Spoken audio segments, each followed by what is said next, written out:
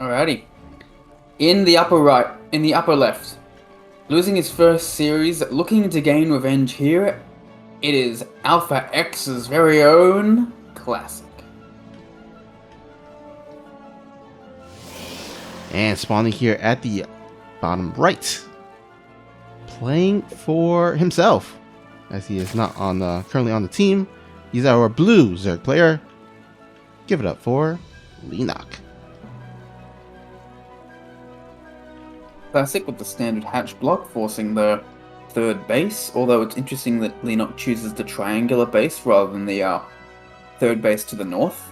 You think that might be indicative of a queen walk like we saw on a previous series that we casted? Ah, you know what? That can very well be in the cards here. However, I think it will probably largely depend on whether Classic does open up with the Void Ray build. So we'll see soon as soon as the cybernetic core is done. It looks like Classic for the time being is going to go ahead and start plotting down his nexus there. Yeah, it will be interesting to see. PvZ is one of the matches where the opening build has really changed a lot in the past year or two. I think the Classic is the kind of guy who can easily pick up a build like this Void Ray opening, but we'll see if he wants to. I think really with the introduction or to the buff to the Void Ray, I think PvZ has definitely gotten has changed a lot because it used to be either Phoenix or Oracles. Like those were like the only two options coming out of the Stargate opening.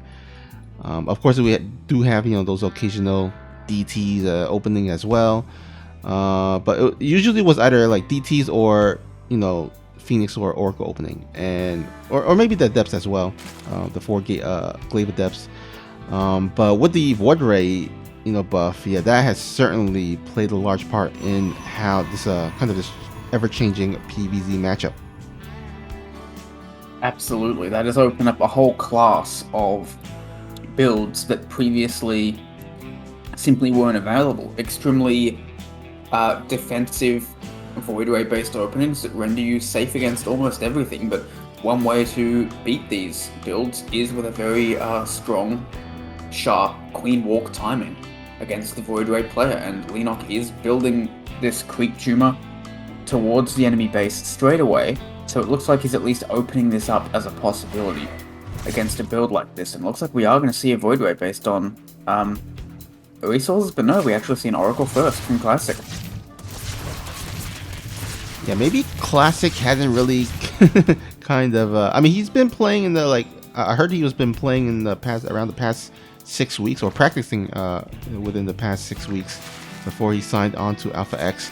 So maybe he hasn't really quite caught on to the Mass Void Ray build. Although I could be wrong about that.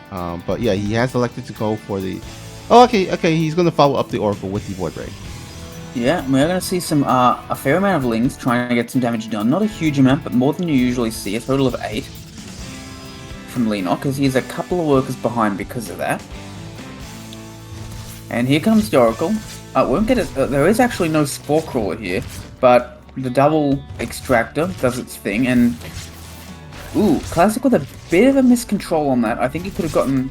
It's not that he's gotten a bad amount of damage, but I feel like with no spores, he could have done more than he did. Yeah, I agree. I think he was a little bit indecisive there. I think he could have just gone straight for the drone instead of kind of waiting for the second queen to arrive.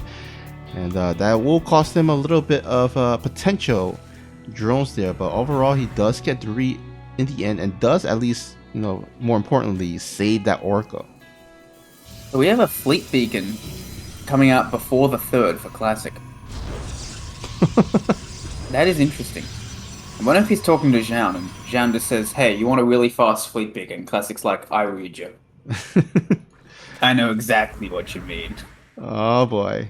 I mean, I think during the era of Classic, two Stargate carriers were a thing, right? So well, we're both wrong. I was gonna say Flux Veins, you were gonna say carriers. We have Tempests and the Tempest upgrade. He's going to go for a lot of Tempests, and he's going to go for it very early, and I can't wait to see what this is. My goodness, has Classic turned into SOS or something? Like, he's going for these crazy builds. What's this build called? It's the one that gives extra building damage to Tempest, right? Oh, the upgrade. Yeah, the Tempest upgrade does give the Tempest extra ground damage. No, ground damage. So not just against buildings, but against units too. Yeah, I believe so. Awesome. Okay, I can't wait to see what happens out of this, because yeah, it's definitely an indication of a pretty serious commitment to Tempest very early on in the game. And he is keeping them hidden for the time being. Yeah. Of all things. This is quite unusual. You don't see this every day, so we're in for quite a treat here, and it looks like Classic is ready to move on out. And look Yeah, I guess he's moving out with the first three, and then he's going to add more to his army as he goes. He has them rallied across the map, and he's going to get some attacks done. I guess the idea is that if all you have to do to deal with anti-air are queens and spores, well, you can outrange those and just start sniping away at things from afar. It's an interesting idea, and I look forward to seeing if it works. He's already dealing with some... Oh, look at how quickly those Tempests take out the Spore Crawlers with that upgrade. Yeah. And I think with... Alright, here's a question you probably thought you'd never be asked. Do you know how many Tempests it takes to one-shot a Queen? I have no idea, but I know a lot of Banelings can... Snoopy. I think 2 Banelings can kill off a probe, or at least 1 Baneling can kill off a probe with a +2 weapons attack, but... Look at that, 17 probes going down while the Tempests are still busy poking like at the answer Queen. is 5, and this is actually doing incredible damage. Like, Classic is getting a really big lead. He's taking out all of these Queens. The Spire is not yet done. He's going to be able to build a whole bunch of Mutalisks or Corruptors. He's building 11 Corruptors, but now there's like 6 Tempests. Void Rays are now on the way. Is this even going to be enough? The lair goes down! Oh my. I didn't even notice the lair was built on that triangular base there. Yeah, he's going to take out at least 2 bases with this. This build, I've never seen this. How much Tempest is that? 7 Tempest, my goodness. 7 Tempests, that's right, yeah. Even in a straight up fight, these Tempests might beat these Corruptors, honestly. Oh wait, they can't quite one-shot them. Okay, I thought they could. Nope, they're gonna have to get the hell out of here. I forgot just how weak Tempests were at a straight-up fight because they were looking so much stronger before. So now the Corruptors are gonna move across the map and see what they can get done, but we do have Void Rays, and quite a few of them, as well as Flux Veins on the way. And we have +1 air on the way as well, so we're gonna have like 4 Void Rays or so to deal with these Corruptors. And they're gonna be forced to back away. The Lings are doing some decent damage as well, since there's really nothing on the ground for Classic. But overall, Classic's gotten a huge edge out of this incredibly strange build. And now has this Tempest Void Ray set up. The Void Rays beat the Corruptors, and the Tempests beat everything else. Yeah, and also LEENOCK had to rebuild his bases because it was taken out earlier by the Tempest. So Classic can take the time to rebuild up his probe, which it looks like he has. He's taken the well, he just had the worker lead, but it looks like LEENOCK has just tied it up and taken it just a little bit. But yeah, now he's making like 6 gates, and he's got charge and +1 nearly done. So he's going to switch into charge lots to accompany this army. Oh, that's going to be helpful because if he can warp in some of those Templars into Archons, those Corruptors can't really get on top of the Tempest. Plus, with the Void Rays, that makes it even double hard. So yeah, I mean, in a straight up fight, I mean, Classic might actually have a really, really maybe unbeatable army for what LEENOCK has right now. Yeah, LEENOCK is defending against this with Queen Corruptor. Archons destroy Corruptors and Charge Lots destroy Queens, or at least keep them busy while the Tempests destroy them.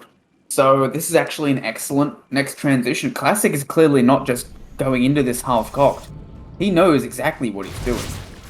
But these Void Rays are not going to do the trick, though. He definitely needs to get out of there with that. And does he have a recall? Because I think he's going to lose so many... Oh, look at this. Oh, wow. Oh, no. No. That's like 7 Void Rays that Classic's just lost. That is huge. And suddenly that shifts things a lot. That is like so much loss. Like, if you look at the units lost tab, it's actually quite even now, which just goes to show you how dominating Classic was before this. The game is not over, but Classic has gone from a dominating position to a much more even game. And now we have a whole bunch of Banelings trying to go into the third base, as the Corruptors try and lure the rest of the army away from the probes. Oh, and there's actually a whole bunch of probes just transitioning the fourth base. So the Banelings don't actually get a lot done though. They get 6 probes all in all, but that's probably not worth the loss of the Banelings. But now the Corruptors are coming in, and there's really little to no Void Rays to actually stop it. The Tempest doing some pot shots, but they don't kill Corruptors very quickly. Yeah, I mean, man, So much damage. The Void Ray even goes down, and the Archons cannot keep up with the Corruptors. LEENOCK doing very well all of a sudden and getting his hive. Yeah, what looked like a kind of surefire win for Classic all of a sudden. I mean, if he does end up losing this game, he's gonna look back at that Void Ray, I guess, slaughter as his the turning point, as his biggest mistake. Because boy, that is a lot of Void Rays. But let's see if Classic can redeem himself here. Yeah, this is still a strong build. It is still a strong strategy. It did almost cripple LEENOCK early on, and we'll see if it has the power to still push through now.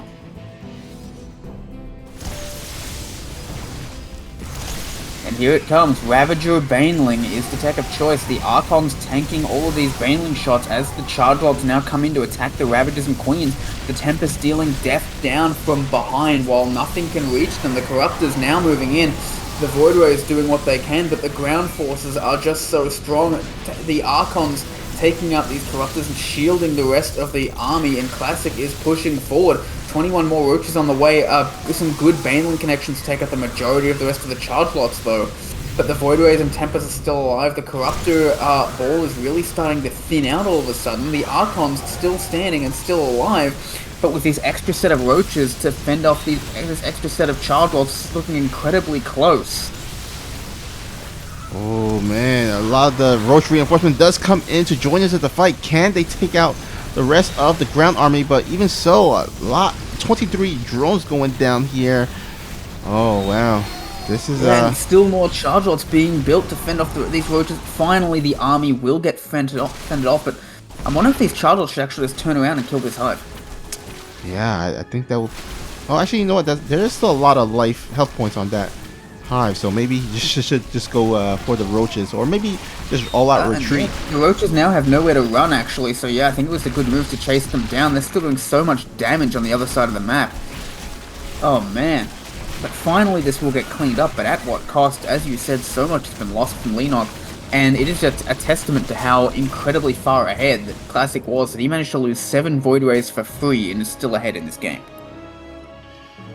Alright, I gotta check out this units lost tab as well as the resources. Yeah, look at that, so much more resources lost here for LEENOCK, as he suffered a lot of critical damage during that huge engagement. And now Classic on 4 bases. Yeah, LEENOCK does have 5 bases, but he doesn't have enough workers to saturate them all. Exactly. We do see an Ultralisk Cavern and +3 melee coming out from LEENOCK. Gonna try and use those Ultralisks to kill the Charge Lots and Archons, while the Tempest can't do a whole much to them. But here comes another attack before the Ultralisk is going to be ready.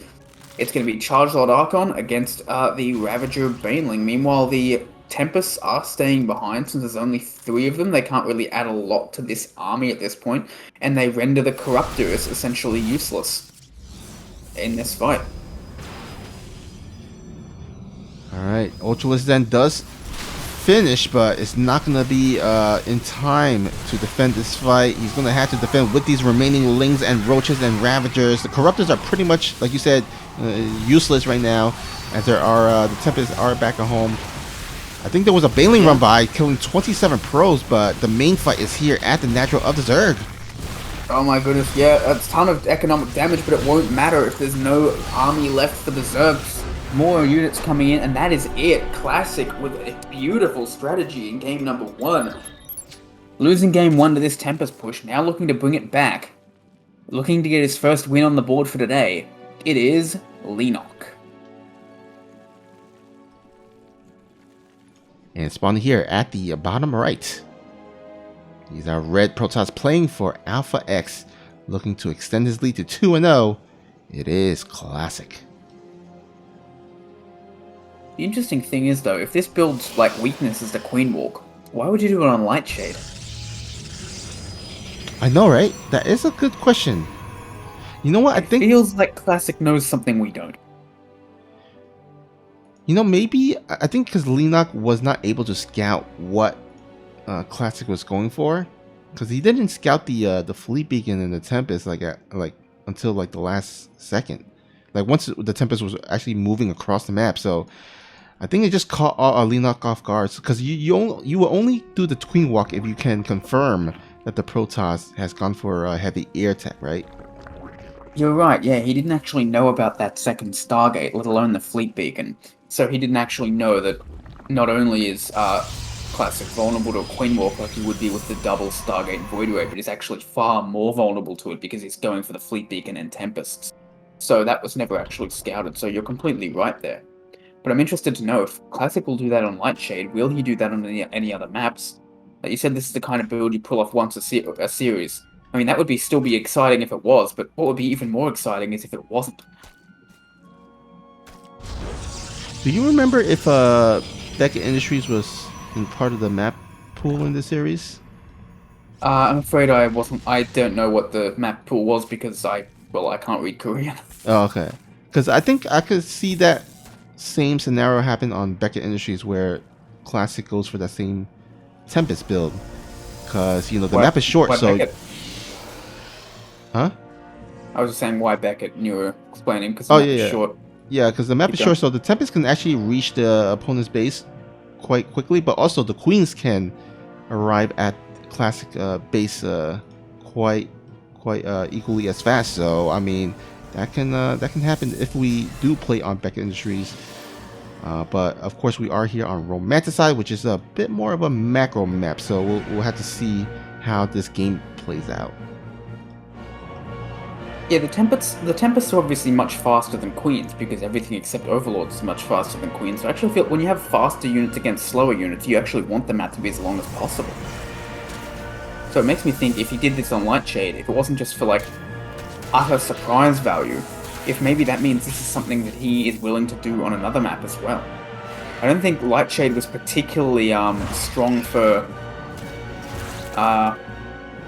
denying scouts either, and Classic actually gets 2 drones with that Adept. LEENOCK not pulling drones away and turning them into spores.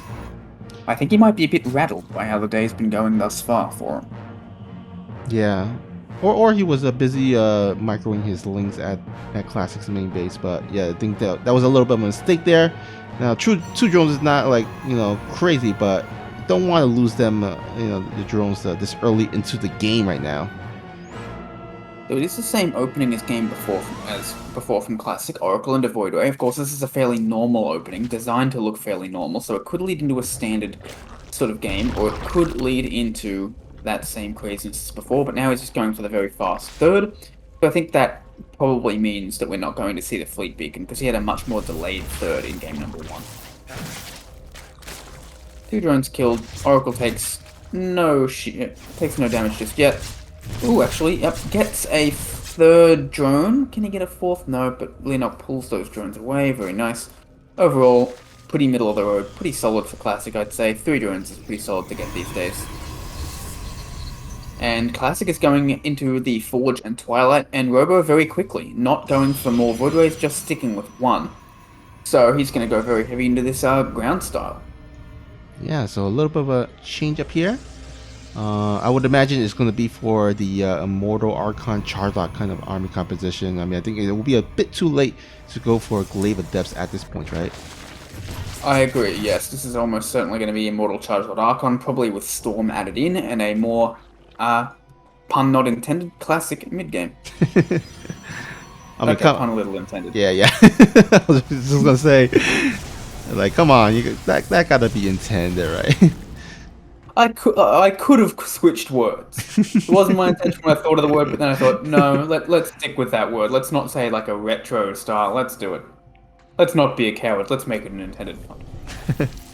Ooh, good move with that Oracle, just denying some creep spread, forcing the queens to come forward and spread it themselves. Yeah, we do have the Templar archives as well as a bunch more gates, so this is looking very much like an old school type of PvZ with only just the one Void Ray for defense, doing the same thing the Oracle previously would have done. Meanwhile, LEENOCK getting a fast 4th base, knowing there's nothing really big that Classic's going to be able to do in the next minute or two, and Romanticide is a very easily defensible map against some sort of pseudo 3-base push, so we're not likely going to get into a longer game, which is going to go into at least the late game. Meanwhile, we have a couple of Archons being built in this natural. I think those are probably for our anti-Mutalisk defense. Oh, looks like he is actually going to load them up and drop them across the map, so... Oh, wow. Yeah, that's pretty late in the game for an Archon drop. But we'll see if it manages to get anything done. Usually, usually you would see Archon drop if like the Protoss open up with like with the 4 DTs and they transition to Archons if they're not able to get or to find damage. But not an Archon drop, he's just looking to put on some pressure. Oh, maybe thinking this is Romanticide, maybe LEENOCK has been a bit slack on his units, but I don't think he has been slack on his units. So I don't think this is going to get huge amounts done, but I think he is going to be able to get away with the Archons. And actually, these Charge Locks are doing a lot of damage and really starting to move forward. Banelings are now done, though, so that should be enough to take out the rest of these. Yep, Charge Lots, and now the Roaches can fend off the Archons. But actually, there's more and more Charge Lots at this 4th base, and that might actually kill it. Oh man, Classic is just mauling LEENOCK in this series so far. First with the Tempest, and now with this ground attack. Yeah, that +1 really adding some boost to those charge lot there, and what seemingly looked like a pretty decent, would be a decent hold for LEENOCK. All of a sudden, Classic takes down the 4th, and LEENOCK is set a bit quite behind. Yeah, Baneling and Roach speed is now finishing, so this counterattack could be quite devastating, especially if it comes with a dozen Banelings or so, but there is going to be Storm ready for it. Not a lot of units, but definitely some Storms, and we do see double Immortal coming out of Classic now. Now that is an old school move.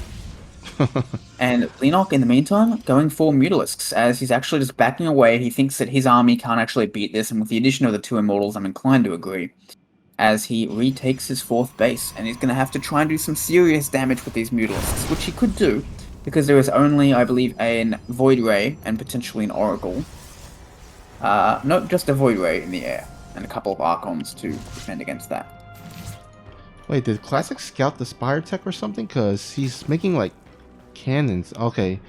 Yeah, he's making cannons on his minimum line. So I guess maybe he just, like, knows the general timing of Mutalisk, so that's going to work out for him in terms of defending against the Mutalisk. In the meantime, the Warp Prism with the 2 Archons still out there trying to find damage. But he's got to be careful because those Mutalisks can target fire on that Warp Prism. He's going to have to either recall or make sure...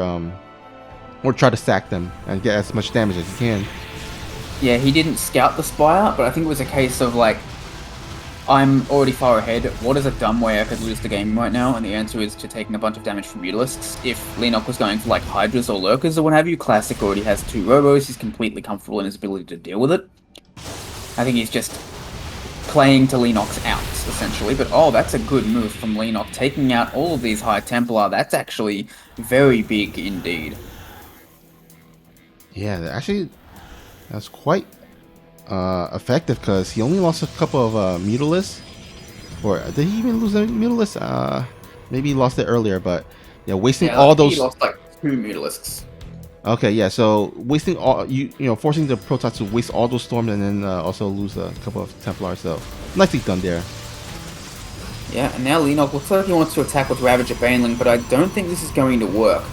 I think this usually works around that 140 to 160 supply mark. Classic's already over 160. He has a huge Immortal count. I think he's going to be just fine against this attack. And LEENOCK does look like he wants to at least temporarily back away as he goes for his Hive.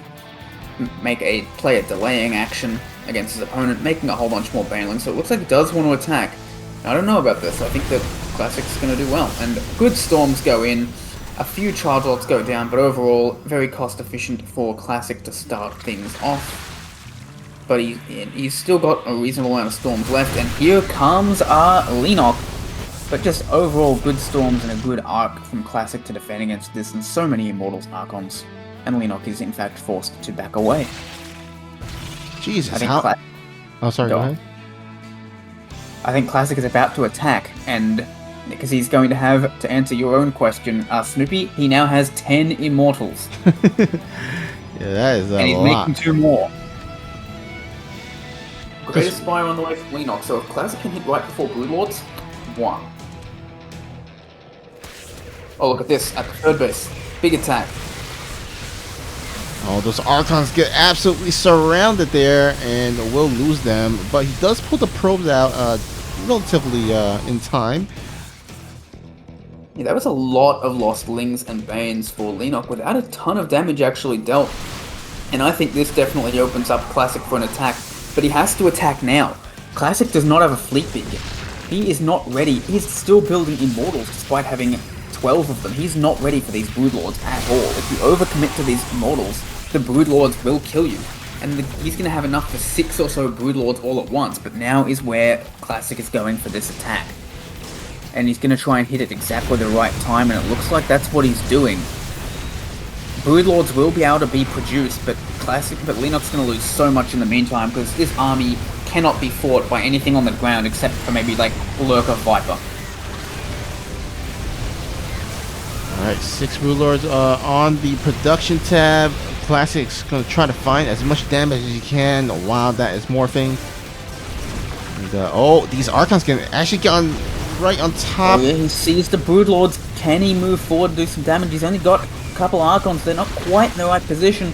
They're going to see what they can get done, but the Archons are going to be targeted down. One Broodlord will fall, and the Immortal's job is going to be to either recall out or do as much damage as they can. Classic splits up his army.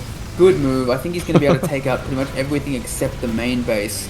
And now he's getting a Fleet Beacon and 2 more Stargates. And actually, with Stalkers being warped in, he's actually just going to take out these Broodlords. There's just not enough of them at this point. And with 3 Broodlords is not a threat. And I think that LEENOCK has just lost this game. Classic has just been so devastating with that initial attack and just brought that to victory. There is even with non-blink Stalkers, there's just enough of them in general to take these Broodlords out without that critical mass of 8 to 10 that block any forward movement. He's even getting 3 Tempests at a time and the Tempest upgrade, because carriers are better at most things, but Tempests are better at dealing with Broodlords, and that's the only way Classic loses this game at this point. Yeah, unfortunately, Broodlords are similar to carriers where you only have a few of them. They're just not quite as scary, so... Absolutely. And looks like the remaining mining base here of LEENOCK does get taken out, and Classic with a 2-0 start.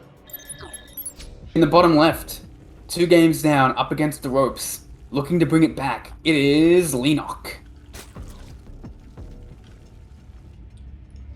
And this guy here, he is looking to close out the series with a 3-0 sweep. He's our red Terran player from Alpha X. Make some noise for Classic. What I really wonder is how much MMR would I have won if I'd won that game?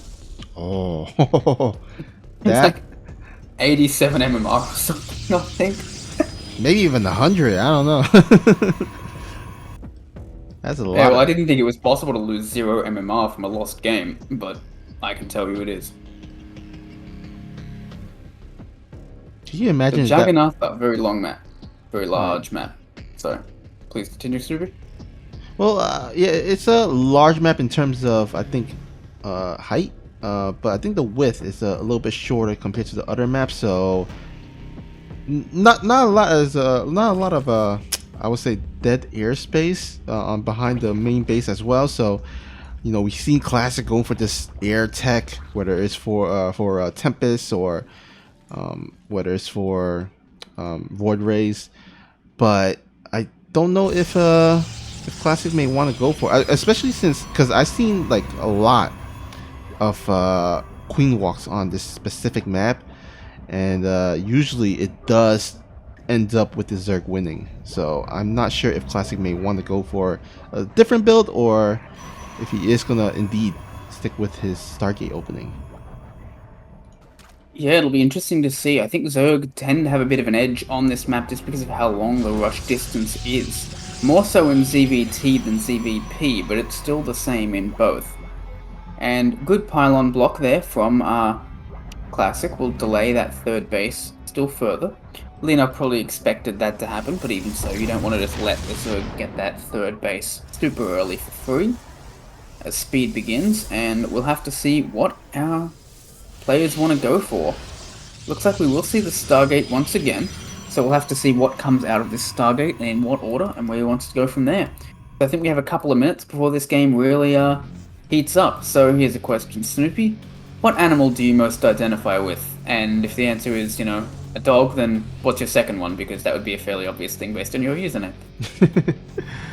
Yes, well, you know, I am a dog, but I do like cats. You know, I mean, it's a little bit crazy, dog and cats getting along. You know, not unheard of, but I you know, in the end, I do, you know, like cats.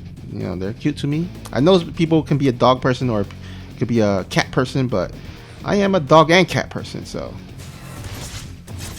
there we go. Hey, I like them both too. Like, dogs are super friendly, but cats are also, because they're so like aloof sometimes and friendly the next, it's always special when you get to pet one. I have like a mental map of all the friendly cats on the walk between myself and my partner's place.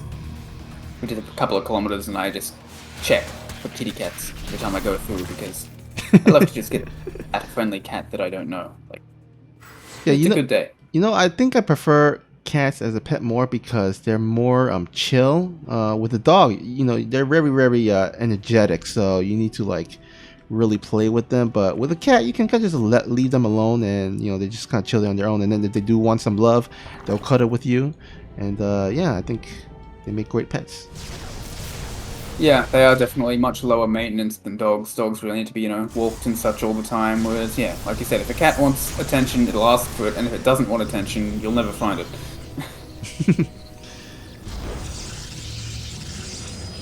You can't forget to feed it either. It will tell you. Oh, yeah. I mean, the barking, yeah. Good catch with a couple of drones with that Oracle. Does get out. Glaives and 2 more gates on the way for Classic, so we're gonna see the Adept Printer build. Ah, nice. And a third base as well, though. Is this a fake third base? I guess. Or is he just gonna go for some light pressure with it? I think some semi-fake because he is going for 4 gate. But it's not like out of the realm of normalcy. We do see, you know, some Protoss, like they take their third because Glaive isn't quite done yet, so they might as well, you know, plot down the third. He's not going to pump out the probes as hard, but he still will pump out some probes. So yeah, this is not like an all-in or anything. It looks like LEENOCK's prepared for this. He's got 11 roaches. He's actually, yeah, he's moving these queens across the map. He's doing a queen walk on Jagannatha. Oh man, and this will be seen. But Gladep's not that great versus Roach Queen. Yeah, I mean, if he has maybe enough in numbers, but yeah, the Adepts really don't do extra damage against Queens and Roaches, so... Sentry's being warped in, and actually the Queens are going to back away now that they've observed this. I guess maybe he thought, with all these Clave Adepts, that Classic already has at least 4 gates, which means he's going to be able to pump up enough units to defend against this. So he decided that he'll be satisfied to just get all these shield batteries created and such. And now Classic knows what's up. But Classic, LEENOCK's still posturing a bit as if he might go, but I don't think he's going to go at this point. Although he's still, yeah, he's building drones now, so it looks like he was going to go, but then changed his mind. He's only on 50 workers right now. But he's about to get another 10 or so. So both sides are looking like they want to do an attack, but then abandoning it as they see that both the other person is preparing for an attack too, so they both produce a lot of units and somewhat cancel each other out. Yeah, I mean, the numbers here, the supply, does seem relatively, I guess, standard. So, I mean, both players still has ways to go. There's plenty of maneuvers they can pull out, and I think they're, yeah, relatively, I will say it's pretty much anyone's game still, and it's going to come down to how they kind of build up their army. and also how they kind of execute the strategy going forward here. It looks like LEENOCK trying to build up that Baneling count to help counter against the Adepts, the mass Adepts that Classic has. And Classic, on the other hand, he's plotting down that robotics facility, going for probably either Colossus or Disruptors, and then mixing up with some Blink Stalkers. So kind of a more traditional, I guess, Protoss army. Yeah, I think with 2 at a time, I think we're going to see Disruptors. Meanwhile, LEENOCK getting Baneling and Roach speed indicates that he wants to go for that Ravager Bane type of play that he used previously in order to get himself safely up to Hive. Classic was able to defeat that last time, but that was with a very Immortal-based army, and this time Classic going for Disruptors instead, so we'll see how that actually pans out as he moves forward. I think he's just trying to clear some creep at this point. He doesn't have Storm, so this army, if it manages to get a nice surround, is likely to just overwhelm Classic's army, but Classic with good positioning can avoid that happening before he has enough Disruptors to fight head on. I do love how LEENOCK is starting to spread that creep, but he is a little bit weak on the right side, but he is doing pretty okay on the middle and the left side, so we'll love him to see him start spreading towards the right, because that'll allow him to kind of maneuver or move his army left and right a bit more easier and a bit more quicker. Absolutely, he does have an active Tomb over there, so it is something he could start spreading. It looks like LEENOCK wants to focus more on that middle of the map at the moment in pushing his creep out forward past his remaining bases and towards the 4th base of the Protoss. Meanwhile, we have Infestation Pit and Hydra Den, so it looks like we're going to see Lurkers as the next tech of choice from LEENOCK, deciding not to go straight into Broodlords this time after what happened to him last time, which I think is a good adjustment. Yeah, I mean, Lurkers are so good against Protoss. Once you have like that optimal number of Lurkers, it's just really difficult for the Protoss to engage, especially since they're Classic is going to transition to Colossus tech. He does have Classic's going to do a timing with these 2 Colossi once Extended Thermal Lance finishes. Yeah, that would probably be best, because by then the Lurkers won't be quite out yet. Yeah, and Colossi do tend to fade off over time. They're not something you want in the really late game. LEENOCK coming in, having outmaneuvered Classic slightly, going to collapse onto this 3rd base. The force fields go down, but they will get defeated by the Colossi. LEENOCK forced to back away. Does get like a dozen or so probes though, so decent attack overall. And he's making 30 more Banelings getting ready to attack in again, or getting ready to defend against his push. And oh, that's a beautiful Disruptor shot. Kills a couple of Ravagers, but does get the Disruptor, so probably decent trade for the Zerg overall. As a bunch of speed Banes come in ready to defend, and here it comes. This looks like it's going to be it. A surrounding coming in from the left and the right, but oh, beautiful force fields go down. The Disruptor gets killed just before it wipes out so many Banelings. The Banelings hit. They're not the best connections, but they do reasonably well. But it looks like the Colossi are just still standing, as it looks like the Micro from Classic just a little bit too good. The army almost gets crippled by these Banelings, but in the end, the Blinkstalker's Colossi just too much. And I think that Classic is breaking through this army with these Colossi still in the back doing so much damage. Yeah, Classic trying to end this before the Lurker count gets high, or when the economy gets too crazy for LEENOCK. LEENOCK trying to consolidate his army here, trying to get on top of the Colossus, but the Disruptor will zone them out, and he will have to sack this base. And the Colossi are both still alive. Classic has destroyed this 3rd base. Actually, technically the 2nd base that was taken throughout this game. The Lurker Den is vulnerable, as is the Hydralisk Den. It will even stop this Hydralisk upgrade, not that I think that matters at this point. The rallies are just all tied up with each other, and there is just so many Blinkstalkers backed up by these Colossi and Archons that I just don't think LEENOCK can get a force together with the economy he has to stop this fast enough, and I think that Classic is just going to run this over. Yeah, there's really nothing LEENOCK can do. He only has a couple of Ravagers. He's got 1 Viper, but really not going to do too much. All these drones, these poor drones are going to get absolutely murdered here, and that will be... Counter. Oh, go ahead.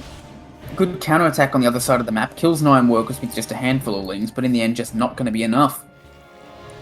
Yeah, he's trying to do his best, but he's going to have to do a lot more. And, oh, look at that. More High Templars, more Archons, and, oh, these poor drones again. Getting some barbecue roasted drones for dinner tonight. He's trying to build spines and such, but the thing is, even if the spines did work, it's not like LEENOCK is holding on for Broodlords. He's got nothing. And that's it. Classic will 3-0 this series, and LEENOCK is not having the best day.